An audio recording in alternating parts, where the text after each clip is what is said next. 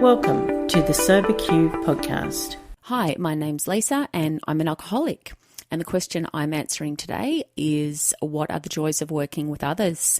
The very first thing that comes to mind is what a gift it was to learn that, folk putting my attention on helping somebody else, and particularly helping somebody else to get sober and stay sober, was a tool that I could turn to every time I found myself stuck in my own head or stuck in the pain of my own thoughts. As an active alcoholic, I developed a way of thinking over an extended period of time that made me very inward-looking and very self-centered. And it's a really painful place to be. And so when I got sober, one of the first things that was suggested to me is, your head's a pretty bad neighbourhood at the moment. Maybe it's not somewhere you should go alone.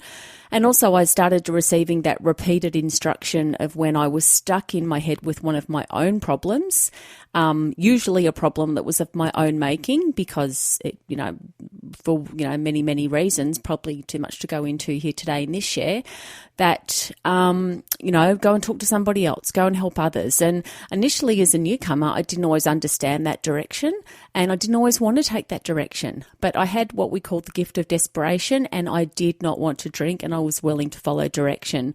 So, I would ring my sponsor up with a problem and she would say, go to a meeting and talk to a newcomer. And I would resentfully trot off thinking, how's this going to help? And it did. Every single time that if I hung around after a meeting, spoke to somebody that was newer than me, I would get that relief from whatever was bothering me in my head. And so that set me up to start to understand where it talks in the big book of Alcoholics Anonymous that, working with others is something that can tend to work for us when many other things fail. And that was certainly my experience.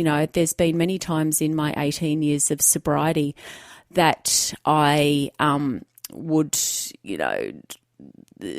try lots of different tools that I had been given. I would talk to my sponsor, I would do inventory, I would go to lots of meetings, I would talk to people and still find I would not get relief from my head. But when I started actively working one-on-one with other alcoholics, particularly being willing to sponsor and take somebody through that journey of actually getting well, I got it.